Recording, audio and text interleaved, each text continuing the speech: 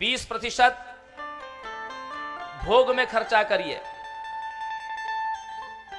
20% अपने व्यवसाय की वृद्धि के लिए, 20 रुपए जो आपका व्यवसाय है उसमें उसकी अभिवृद्धि के लिए लगाइए,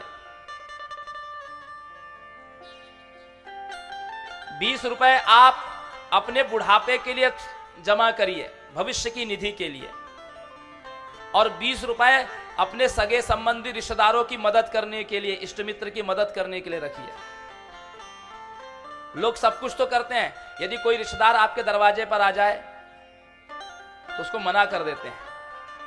याद रखिए, यदि आप अपने सगे संबंधियों को, रिश्तेदारों को, बहन बेटी दामाद और भी जो संबंधी होते हैं, यदि उनको मुसीबत में आप सहायता नहीं करते हैं तो उसका भी आपको प्रत्यवाय लगता है, शुक्र नीति कहती है, उसका दोष पड़ता है, पाप लगता है उसका। लोग इस भय से नहीं देते कि पैसे देंगे तो लोग लौटाएंगे नहीं, इसी भय से लोग देते नहीं। लेकिन आपको यह मानसिकता बनानी है कि मेरी कमाई में, मेरे 100 रुपए में 20 रुपए उनका हिस्सा है, 20 रुपए उनका अधिकार है, वो दे या ना दे, लेकिन उनका अधिकार है, ये उसके लिए आपको रखना चाहिए। हम में से हर कोई ऐसा होगा कि जिनके सगे संबंधी रिश्तेदार कभी ना कभी मुसीबत में उनसे याचना करते हैं।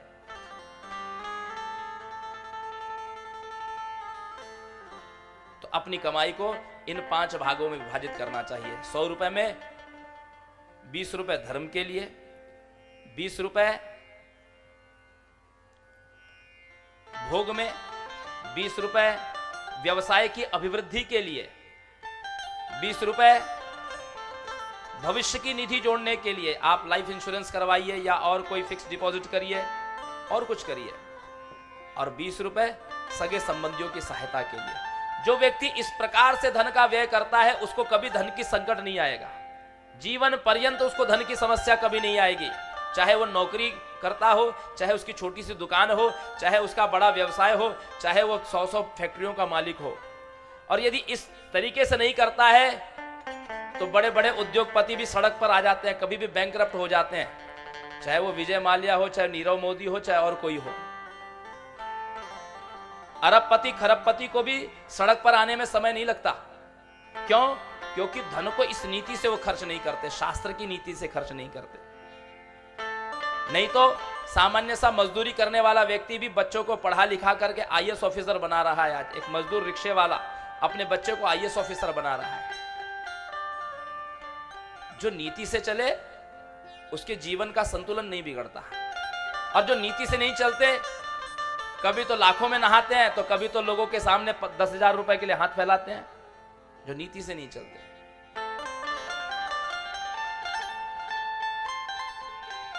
दोनों अपनी अपनी व्यथा कह रहे थे। समाधि वैश्य सुरथ राजा, सामने एक आश्रम था जिसमें सुमेधा नाम के ऋषि का आश्रम था। सुमेधा ऋषि भगवती की उपासक थे। सज्जनों माताओं, एक बात ध्यान रखिए,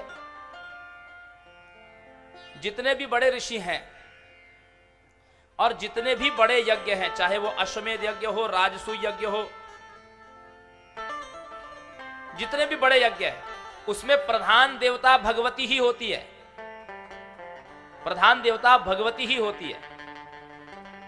लेकिन वेद मंत्रों में आपको ऐसा लगता है कि देवताओं के मंत्र है, ये तो इंद्र की उपासना हो रही है, ये अग्नि की उपासना हो रही है, ये विष्णु की उपासना हो रही है, ये रुद्र की उपासना हो रही है। लेकिन आप किसी भी आचार्य से पूछेंगे जो यज्ञ कराने में निपुण है, जितने भी बड़े यज्ञ है उसमें केवल भगवती ही प्रधान देवी होती है। जैसे देश का प्रधानमंत्री या राष्ट्रपति वो अपनी सत्ता पर बैठा रहता है और उनकी पार्टी के सांसद, उनकी राज्य सरकार के विधानसभा विधायक या नगर पार्षद, ये सब काम करते रहते हैं, लेकिन वो मुख्य सत्ता पर होता है, वो सामने नहीं आता। उनके पार्षदगण काम करते हैं, रोड बनवाने से लेकर के और जितनी प्रजा की व्यवस्था है वो सब करते हैं। ठीक उसी प्रकार भगवती स्वयं सन्मुख नहीं आती, वो देवताओं को अग्रसर करती है, भगवान विष्णु को, रुद्र को, इंद्र को, अग्नि को, कुबेर को, यम को, और लोगों को लगता है कि इन्हीं के मंत्र है, यही प्रधान देवता है, इन्हीं की उपासना होती है। शक्ति ही सर्वत्र पूज्यन्ते।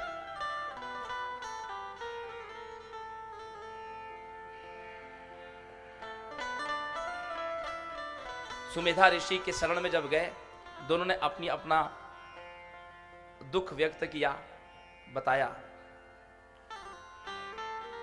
उन्होंने कहा कि इस संकट में हम किसकी शरण लें?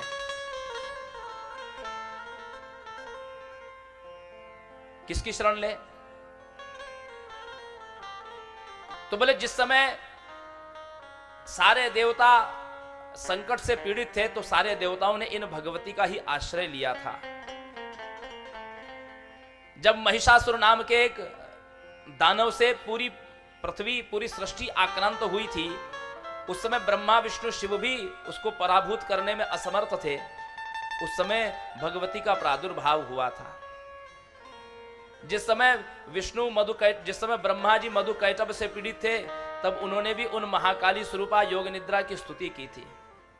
जिस समय भगवान विष्णु उन मधु कैटभ को युद्ध में पराजित नहीं कर पा रहे थे, उस समय उन्होंने ही उस भुवनेश्वरी का आराधन किया था।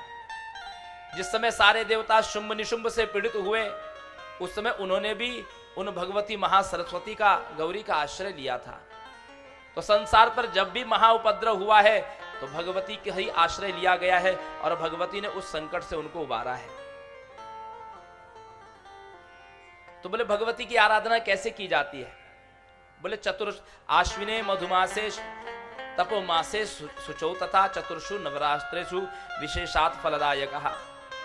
भगवती की आराधना वैसे तो 365 दिन 8 याम करनी चाहिए। हर श्वास श्वास में भगवती की आराधना करना चाहिए, क्योंकि यद भक्ति लेश लेशांश लेश लेश लवांशकम लब्धा मुक्तो जंतु ताम्न सेवेत को जनः।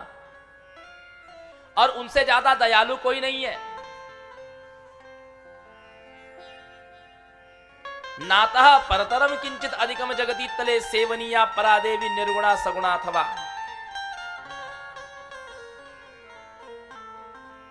वही भगवती आपको कभी कभी दुख देती है, वही आपको सुख भी देती है। भक्त के जीवन में सुख और दुख दोनों आता है। जैसे अभी तुम दोनों के जीवन में दुख आया है ना, उसको देने वाली भी, उसकी भी नियंता भगवती ही है। जैसे मां, बच्चा जब शरारत करता है, गलती करता है, तो मां ही तो पिटाई भी करती है। अच्छा, कभी आपने ये देखा है कि मां किसी दूसरे को मारने नहीं देती? यहां तक कि पिता यदि बच्चे को दंड देना चाहे तो मां उसको छिपा लेती है और बाद में उसकी गलती की सजा उसको थप्पड़ मार करके देती है। पिता को मारने नहीं देती, बाहरी किसी व्यक्ति को मारने नहीं देती, अपने बच्चे को स्वयं ताड़ना देती है। अब प्रसन्न होने पर लड्डू भी वही देती है।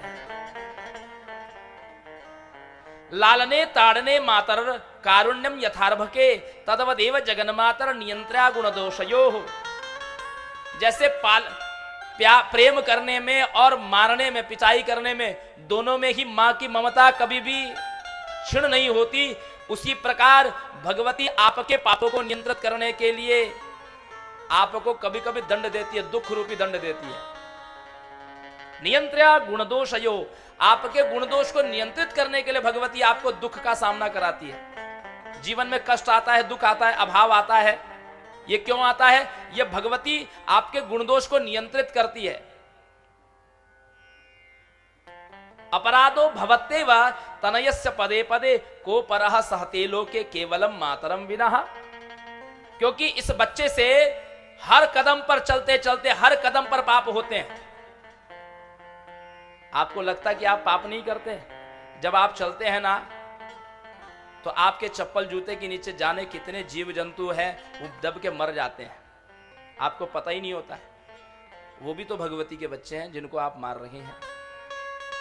आपका जब मन किया तब आपने चुगली कर ली, जब आपका मन किया तब आपने झूठ बोल दिया, जब आपका मन किया कुछ भी खा लिया, कुछ भी पी लिया, कैसे भी रह लिए, जब आपका मन हुआ तब किसी को दुखी कर दिया।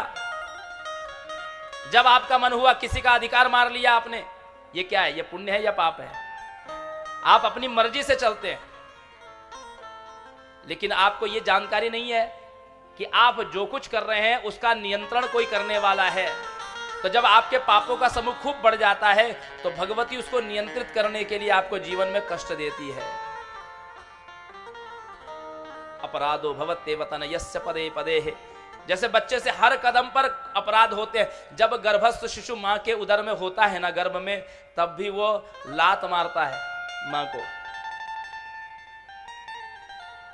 पूरी दुनिया में लात खा करके भी जो मुस्कुराए वो केवल मां होती है। बच्चा पेट में लात मारता है, वो इसी बात से खुश होती है मां कि मेरा बेटा हलचल कर रहा है, मतलब वो सुरक्षित है, जीवित है। उसको इसी बात की खुशी है। उसकी पीड़ा वही जानती होगी। कैसे बच्चे को 9 महीना वह पेट में रखती है। को परह सहते लोके केवलम मातरम बिना। मां के अलावा और कोई सहन नहीं कर सकता इस चीज को।